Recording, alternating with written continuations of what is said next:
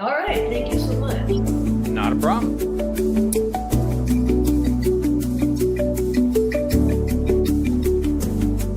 And while we're doing that, I will share this out to a couple people. Are you sharing out a link? I'm sharing out the actual live on YouTube right now, so people can see it. Okay. Welcome to Rock and Recovery. I'm your host, Jay. Today, I have a special guest, Annie Brook, from the founder of the Brook Institute, is here to talk about addiction, I am hoping. And we're about to find out, though, because Annie, why don't you go for it? All right, Jay. Great to be with you and with your audience. And I guess we'll dive right in. I'm kind of a grassroots kind of gal. And what I have learned about addiction through my own process is I almost became an alcoholic. I lived with a partner who was an alcoholic, and that devastated me in my early 20s. At 20 years old, you don't know what you're doing. You don't know right from left. You're just trying to make it all fit together. And I remember feeling like I was drinking, it didn't seem like a problem. I was drinking Kahlua, right? That's simple. But I was making these Kahlua shakes. And then the day I started having 2 of them a day, I thought, uh-oh, I can't stop this. I feel out of control. And so it was this feeling in my body like, wow, you are on the edge of a big black hole.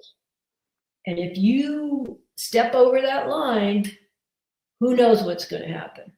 So fortunately, I went outside and dumped all my Kahlua in the yard, but it scared me. And my partner, without on purpose, he didn't do it on purpose, but he burned our house down. And this was a thing we built by hand. We built without any electricity. My animals were killed. So I was really a mess of trauma. And fortunately, I had a sister out in California, and, I couldn't even hold a job at the time. I was so full of worry. And I know that if you have an addiction or you have overwhelming circumstances, it's really hard to stay balanced. And that's why people seek, escape. They seek comfort because it's too much. And then once you get into that, chemical or just even behavioral repetition of your addiction source, it becomes a habit. And so my brain was so full of worry, I couldn't hold a job. Now that's dangerous, and I watched my brain slowly get worse and worse. Luckily, I made it out to a meditation school in California, and I started to get stable in my brain, which started my whole system to get more healthy. I began to be able to learn things, and I began to be able to modify my own behavior. Like healthy coping skills, healthy habits. Coping skills. And then I really dived in, because I was such a mess, to body-centered therapy practices.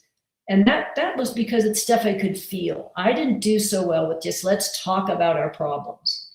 I needed to actually feel something that was as strong of an impulse as the addiction impulse. It's like, oh, wait a minute, I could choose this sensation, or I could escape to La La Land.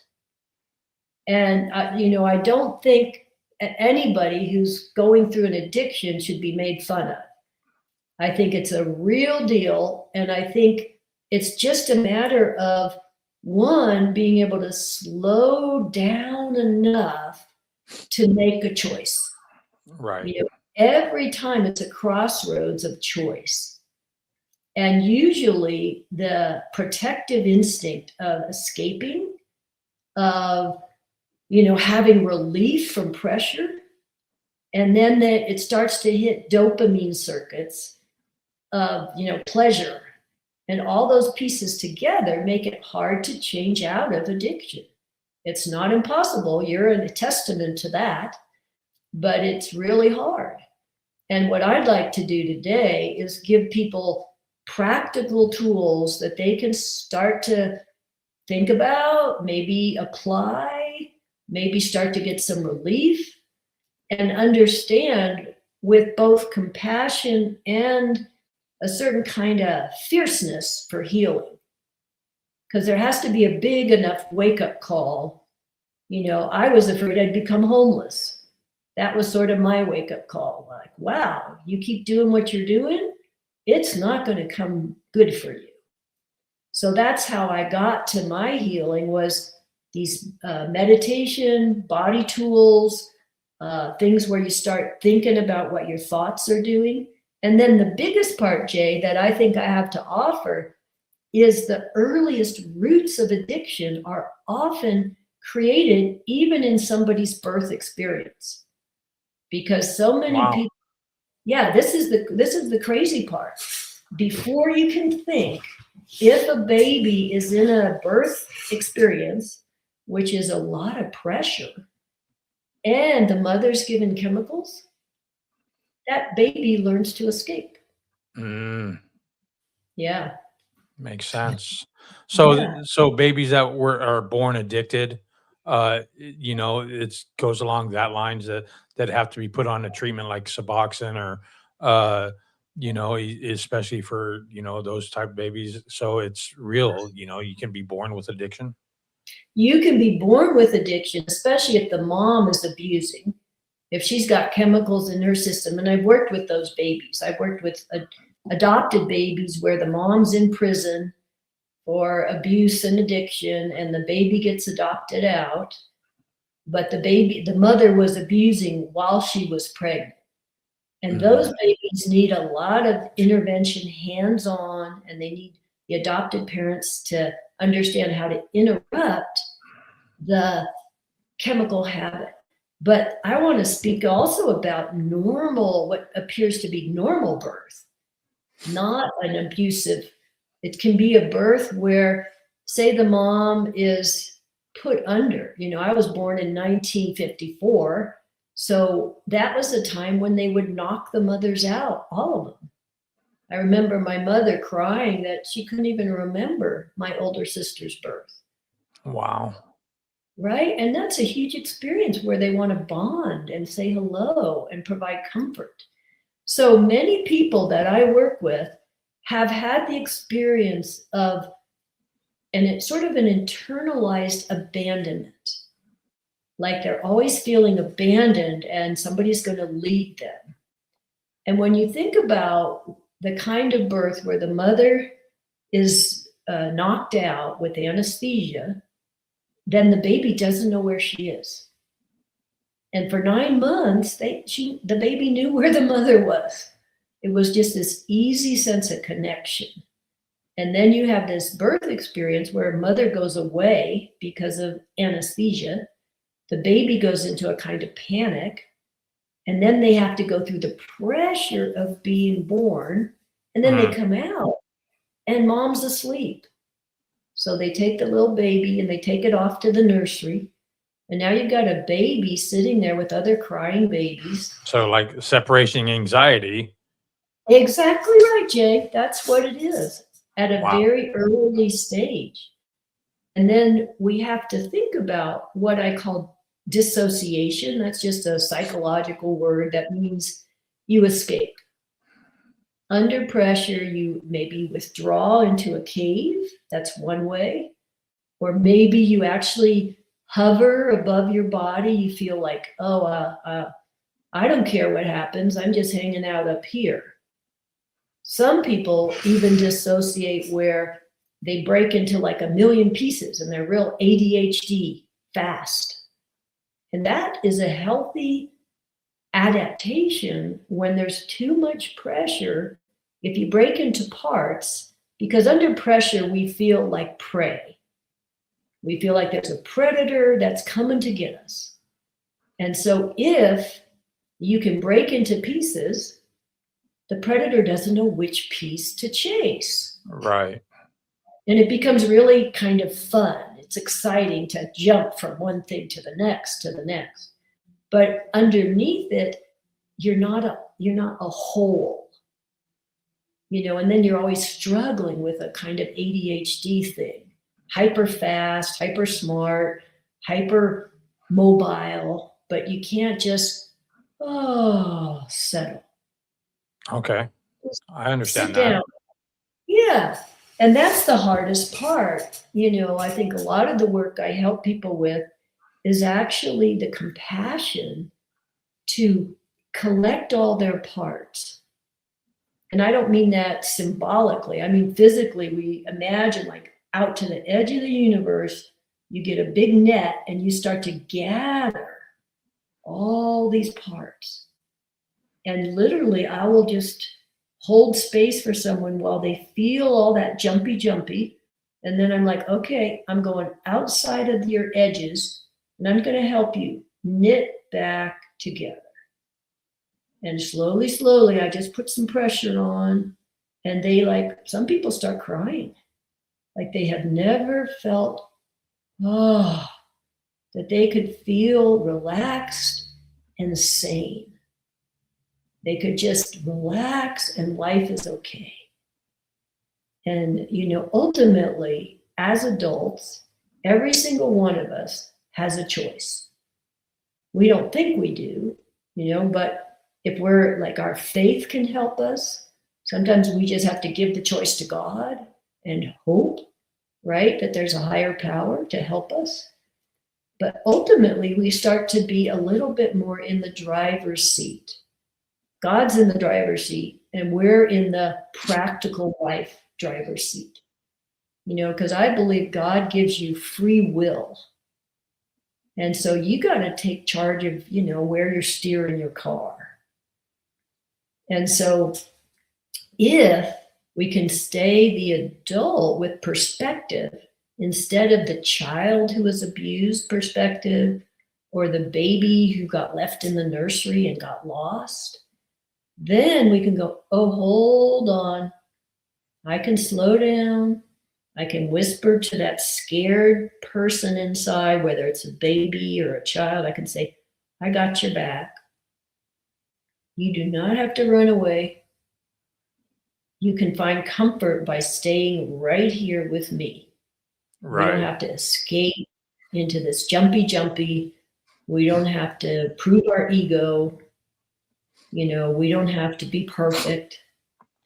And so those are the things, Jay, I want to actually show your listeners. I'm so glad because you're doing such a, people need you. So before we get into that, tell me how you founded the Annie Brook Institute or the Brook Institute and what is it all about? Okay. I believe people, I learned, thanks to God, really, the things that helped me recover. And I learned that, these are actually practices. I don't have to go to a person who has all the answers. I actually can try these things. It's like movement I can try. I can feel them myself. And that's what stabilized my brain. It got me to open my heart again. And it got me to not let everybody rush in and me become codependent. So I learned this stuff. And then I decided if I could learn it, I was on the brink of really thinking I'd be homeless. But if I could learn it, I think everybody can, for the most part. So maybe I will just start doing a kind of therapy that helps people learn how to help themselves. So that's always been my passion. And then I was able, when I was in all my studies in Berkeley, to get a bachelor's degree in, I made it up, somatic psychology, because there were psychology degrees, but there was nothing in 1980 called somatic psychology. And all that means is you include awareness of your own sensation. And so I, over time, really loved the results people were getting. I volunteered at Children's Hospital. I worked with the trauma children. I worked in psychiatric wards. I worked with sexually abused kids. I worked with gang youth in the public schools. And out of all of that, I was seeing people get results. And so So I you wanted, were teaching them healthy coping habits or healthy coping skills, how yeah, to and break, the addiction habits maybe? how to break them and how to interrupt what I call self-attack thinking and how to interrupt shame. So that little voice inside your head saying you're not worth it, you're never Yep, gonna be worth it, you're a POS, you're whatever else that our head is telling us, because let's be real, our head is the most toxic individual. It talks the most crap to us, it lies to us all the time. And, we exactly. tend And to we believe it believe because it's coming from our head. right. And you know what happens in us as human organisms, just like animals, if we have too much sensory input or dangerous sensory input, like an infant The in the fight or birth flight. canal, not, all of a sudden feeling chemicals, like what's that? Then what happens in our nervous system is we go from integrated inner communication that tells us, hey, slow down, turn right, turn left. What happens is we freeze because it's too much. And they literally call it a freeze in the nervous system. So Mm. then if you're So, frozen, the I know that they just redid the whole fight or flight. It's fight, flight, or freeze. exactly. Yeah, if you can't run away, you can't fight, the next choice is to freeze. And once that happens, the only thing that doesn't freeze is your mental activity. Mm. And so that's why many people under stress, they forget to use breath, to stay connected to their environment, to have adult perspective, and they mental body survival instincts take over. Now, the problem with that is right at this part of our brain, we have physical structures in the brain that use filters from the past. So that's why you can look at someone and absolutely think they are dangerous when you don't even know them. We call that associative memory. You can Gotcha. look at someone and you can even program, if you've got a partner, over time, you can make your partner into the bad parent that you had. It's that strong of an impulse. And Wow. yeah, that's dangerous because that destroys relationships. And you end up mistrusting just like you mistrusted as a kid. Mm. For a good reason as a kid, but maybe in your adult relationship, it's not a good reason. You're making it all up. Yeah, so that's why I founded the Brook Institute. I have a free library for people who like to read. I have a lot of online videos. I might even make one after this podcast with you that's specifically for addiction because I'm going to give everything I know here in our interview, but I want people to have these tools. One of the tools is very simple is you have a stop sign in your pocket and you stop yourself. You got to stop yourself and take a breath and look around. Because if you don't, you're going to go right down the highway of habit. Our Something that brain, interrupts your thinking. Yep. yeah, it's got to interrupt your thinking and your behavior. And that's the key. At first, you'll still do the behavior, but maybe you'll think about it. Over time, you'll actually stop the behavior as well. And that takes a dedication. And it takes a certain kind of compassion for your own suffering or compassion for the way you're hurting other people. Now, one of the things, Jay, that I think is really important is how to help someone engage a healing process without being consumed by guilt or shame. If you're consumed by guilt, you're already putting more pressure on yourself. If you go into shame about your behavior, then you have literally taken the support away from your body because shame is a chemical, it's an internal chemical, even before it's an emotion. And when people become shame based, they're totally disempowered. And then they might revert to their ego power instead of their real power to have choice. So these are the things I would love your listeners to, consider, that they literally can pause, slow down, and stop. It's like stop, look, and listen. That was that was a song my mom taught us kids, so we'd be safe on the street because we played on the street. Yeah, crossing the street, stop, look, and listen. Yeah. Yeah, exactly. So we'd sing that little song, and that sort of taught us that, wait a minute, we wanted to just run out, and play. Stop, look, listen. And that little stop, look, and listen before you cross the street. I don't know if your mom taught it to you. Use your eyes, use your ears, and then you use your feet. So that's what we want to do. If there's an addiction, is stop, look, listen, contemplate, like, okay, where is this headed? What kind of damage is it going to do? And is there a different way to get the comfort that usually the addiction provides?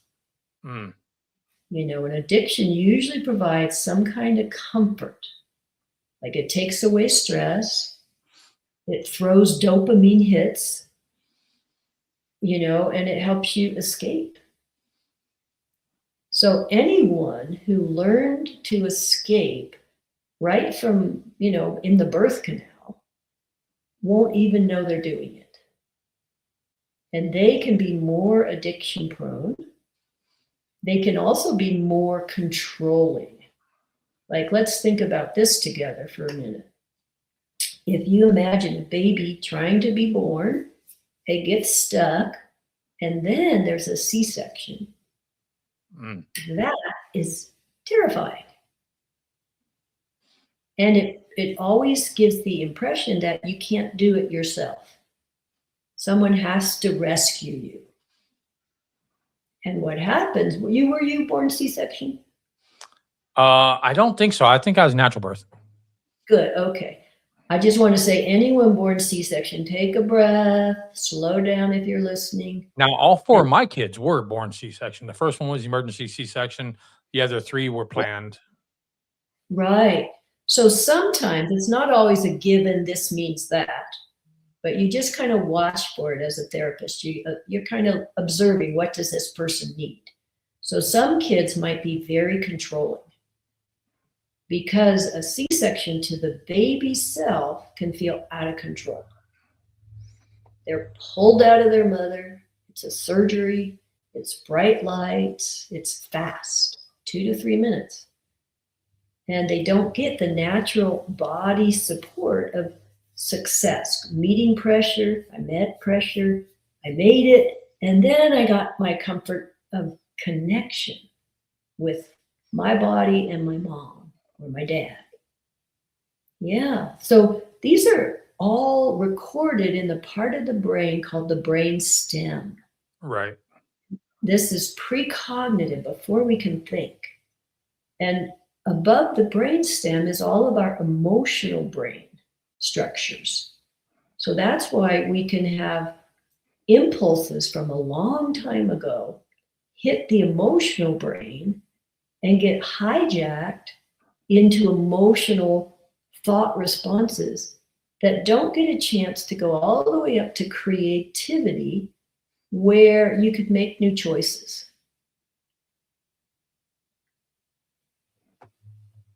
Yeah. So the whole connection aspect, because they say addiction or connection is the opposite of addiction. So when you're talking about connection and removing that connection, how harmful is that, and how much do we need that connection actually? Well, let's think about the vulnerability of an infant. Okay. They can't do anything. If they're hungry, they can't go get food. If they're cold, they can't go get a blanket. So they're getting all of this internal body response of hunger, of temperature. And there's also just presence and connection, the need for contact. It's very basic. Comfort, yeah. So if a baby cries, they want someone to pick them up. and comfort them. And sometimes the baby is stuck in a distress loop, and you can be a parent, rocking your baby and walking your baby, and the baby is still upset because they can't tell you with words what's going on. Now I And so know it's been proven that babies start manipulating. Babies learn how to manipulate really early when they know, hey, I'll get attention if I cry. You know, exactly. Well, here's a dilemma. For the first 8 months, I don't want parents thinking the baby's manipulating, right? because that baby has basic needs. And if you meet Absolutely. right, but when after they're like a year old, then you can start to see, oh, the baby will cry, and then they'll look around to see if anybody's looking, and then they'll cry harder, right? You see it all the time with kids. And Or that's what you're talking from about. one parent to the other. If you got a two-parent household, they act different for dad than they do for mom, whether it be boys or Exactly. girls, Yeah, or they just, yeah, they know which one the comforter is. Moms. I'm not picking on moms, but moms. right. Yeah. And these, this is human nature. So we all have these abilities to adapt to get our needs met. And sometimes Absolutely. that's the dangerous drive of addiction, is that you're so focused on your fix, whatever choice of, substance or behavior it is, that you become fixed on that as the connection that's going to comfort you. And no other connection feels worthwhile. And that's a problem, because we don't want this connection to stay as the stronghold. So, coming out of infancy and getting into adulthood, how do you start reversing the? Let's say it's already happened. How do you start reversing that and letting people know that they feel comforted, they are connected, and retraining your brain, basically? This is a great question, Jay, and this is what I love helping people learn how to do. And it's that's kind of little steps along the way. It's not going to happen all at once, like taking a magic pill. It's going to be, oh, even knowing you could stop in your tracks. Oh, wait a minute, I just stopped myself. Amazing. Then I might still go do it, but at least I did. Another thing I could teach people, and this we can all do right now, it's what I call the breathing ball. Because if our brain is going a mile, 100 miles an hour, focused on our dopamine hit, we're not going to be listening to the rest of our body. So, and people often hold their breath almost right in their cells. Now, what we Right. know about cell biology is cells have mitochondria, which has oxygen. So we want our cells to relax and breathe. And so what I have people do in my office, I have a little plastic toy that goes in and out. It's multicolored. And sometimes I'll just give it to them to hold. And while they're talking, I'm watching, and they're going so fast. And I'm like, okay, let's imagine we're holding a ball and it can breathe. We're just following this breathing ball, and we're letting ourselves realize, oh, I can stop and look around while I breathe. I can see where I am with my eyes. I don't have to create mistrust. I can discern what's going on. So that's one of the tools, is the breathing ball. Another tool is about spatial safety. And that's where you imagine you actually have a hula hoop around you. Because some people, especially codependents, all their attention jumps to the other person. But if you have enough breathing room, like a safe little space that you can be in, then you can take some breaths before you respond to somebody. Or if somebody's in your face, you can actually not take it so personally. You can go, wow, you're a little out of control. I'm going to go get a drink of water. I'll be back. When we can talk in a calm voice, I'll be back. So you learn ways of self-care that are different than escape addiction. Another thing I teach, and this is a free PDF download. If people go to my website, they'll get a pop-up that says join here and you can get these free downloads, is called the satisfaction cycle. And that's where you're learning how to feel satisfied without it having to be a big addiction hit. Oh, what does it feel like to be satisfied? And this is taken from baby language because babies learn. They are learning how to reach out and take an object and bring it to their mouth. That's very primitive brain learning. And that baby has to be relaxed enough that it will push into the floor and it will learn to lift its head. So a push goes into a reach.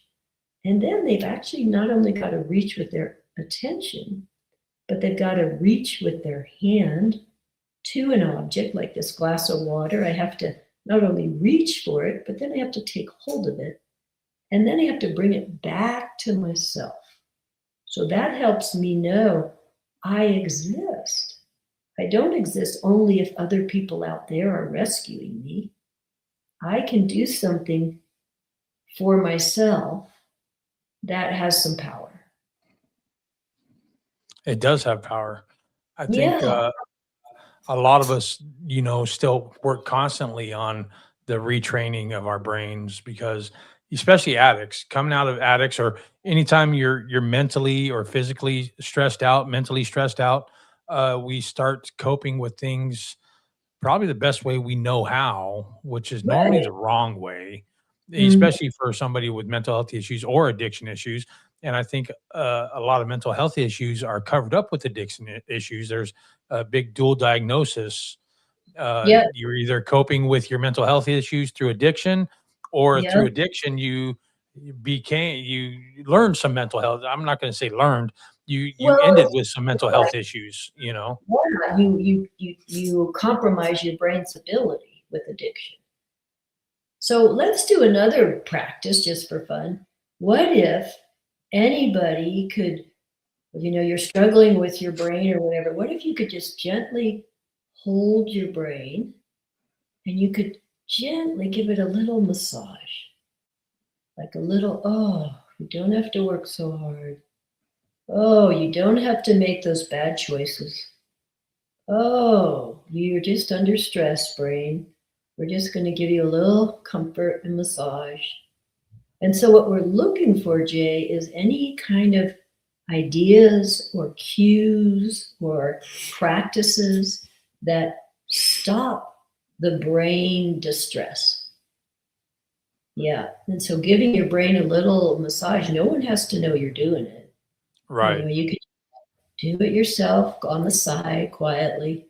Someone's, you're in a difficult conversation and I'm going to give my brain a massage here. I'm not going to get all reactive or defensive.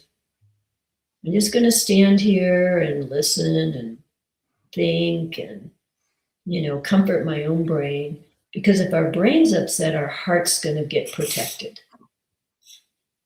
We're going to defend ourselves.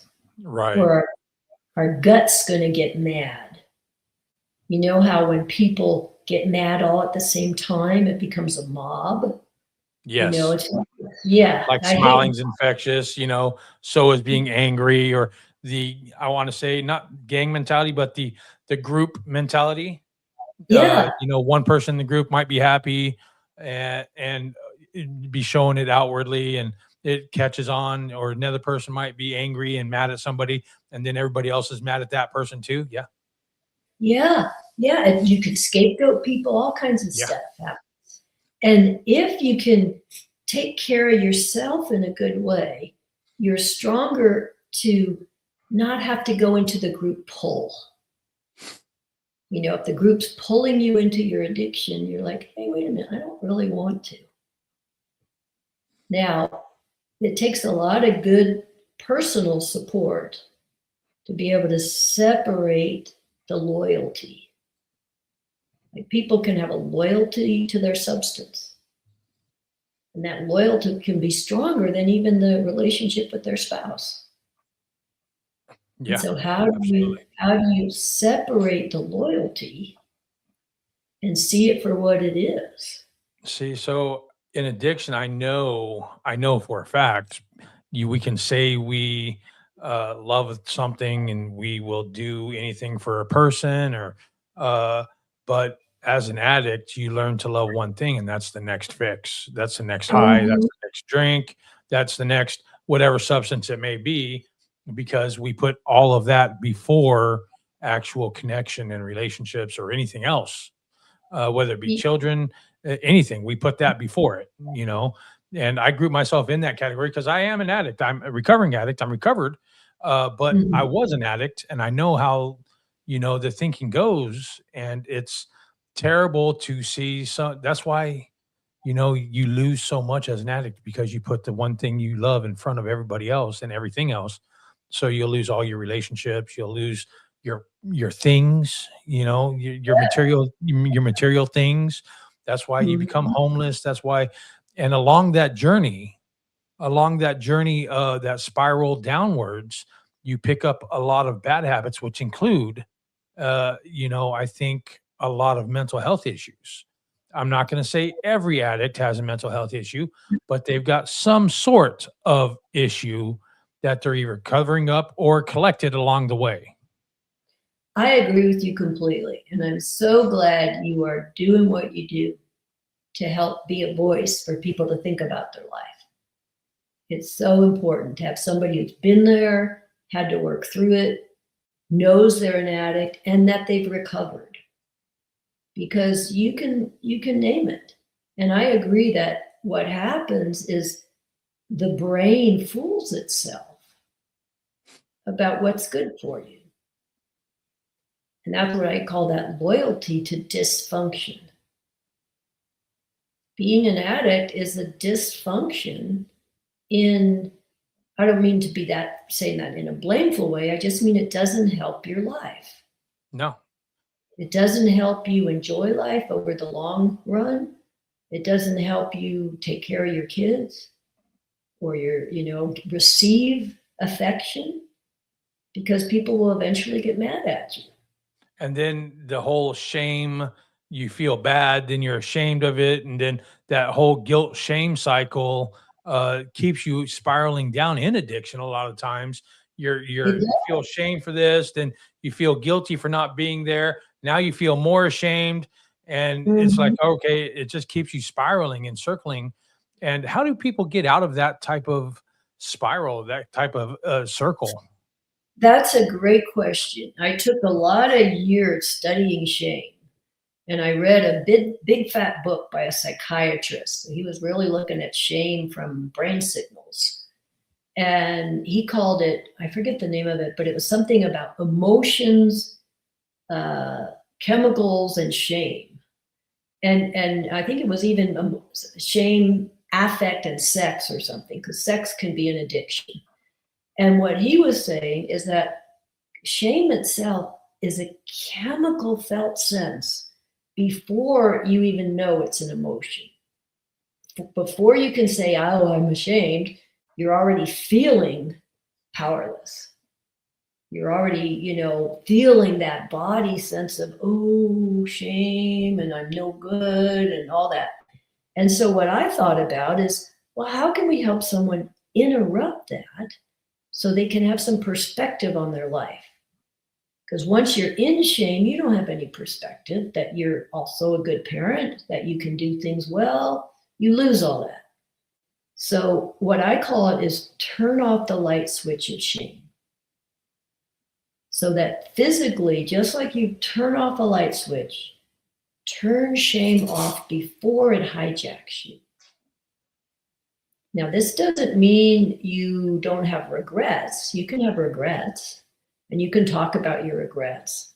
But once you go into shame, then you're the victim. So And then, yeah, I agree with all of that 100%. Yeah, what do you tell the woman that's been, uh, abused, SA'd, or suffered a lifetime of abuse, and they feel that shame deep within their bones? How do you help them not feel that shame? That's takes, a specific kind of compassionate recovery, because on one level, especially if someone's been abused as a child, it's so confusing about connection and affection and abuse. It's because the only connection they had was being abused. Exactly. So that takes the adult self wanting to heal it, first off. Like knowing, I don't like what happened to me. I want a new perspective. And I don't know how to get there, but at least that intention will start the process of healing. And then you have to add specific tools. Like one of them I work with is what I call brain states. Now, with sexuality, especially an adult, that's why I get so mad at, abusing children, is that an adult's sexuality has an amplitude to it. A kid's body cannot process that. And so you're basically putting octane fuel in an engine that's not ready. And I know this when I worked with the sexually abused foster kids, they were like 6 to 10 years old kids, and they were abused within their own family. And so they were in an after school program, and I was the music director, and I was just trying to help them have a, good way to sing and enjoy. And so I had this one little kid, he was developmentally 4, but he was 8 years old. And his parents abused him and threw him in a closet all day long. So luckily that kid was out of the home. But I had him sit on my lap, and all of a sudden I was like, wait a minute, I'm feeling turned on. I do not feel turned on around kids. That's not my nature. And so I put him to the side of me, and I was, I really had to think about what just happened. And I realized this kid was confusing contact with sex. And he was running a sexual energy in his own system that I could feel. And that's when I really understood I don't know what the word is, Jay, but it's how you can damage a kid by doing that. By being an adult, making a kid up their energy than what they're not ready for, and then they don't even know they're doing it. So back to your question, how do you help someone recover? First, they almost have to establish being the good parent for that child. They have to not become the victim child. And that's the dance, because our whole nervous system will fall into the sensory existential shock. I'm going to explain this in a minute. But existential shock of why they don't have any capacity to think clearly. And so what happens is you have to stay the good adult, and you have to say, oh, little baby child, or, whatever, little 8-year-old, whenever this all was happening, you have to say, I am not going to let you be abused anymore. And we're going to learn how to relax. Because that arousal seeking, unfortunately, I've seen women who have been, not all women do this, but some women who have been sexually abused will actually they'll overly sexualize their behavior, which is a real come on. And then they feel invaded, but they don't know that they are actually inviting because it's familiar in the brain. That's one of the clues. If it's familiar in your history and you survive, we want to recreate it. Now, I think we do that because we're trying to solve the problem. If we recreate it, maybe we can do it different. But the real way to solve the problem is to learn how to be a healthy, good parent to yourself. Even if you didn't ever have good parents, you might have to study good parenting. How do you learn to, with compassion, give yourself limits? And with compassion, give yourself tools to shift your attention. So Absolutely. someone who's been abused, they have to shift their attention away from being damaged goods, right? They can't think that their whole life because they'll never feel like a whole person who's in the eyes of God, you are a being of, you have a soul into Absolutely. body. This is your life lessons, okay? Let's get to work. So Let's stay we damaged. could continue talking about this for hours, I'm sure. Yet I'm running short on time. So what's one takeaway that you would love anybody that's listening to take away from this conversation? What's the one main thing? The one main thing is you can do it. You can actually shift, but it's going to take sometimes external support, like a good therapist, a good support group. It's going to take an internal faith. Whatever your belief in spirit is, you have to know that, wow, I'm out of control at times. And then it's kind of a, can you get a tool bag?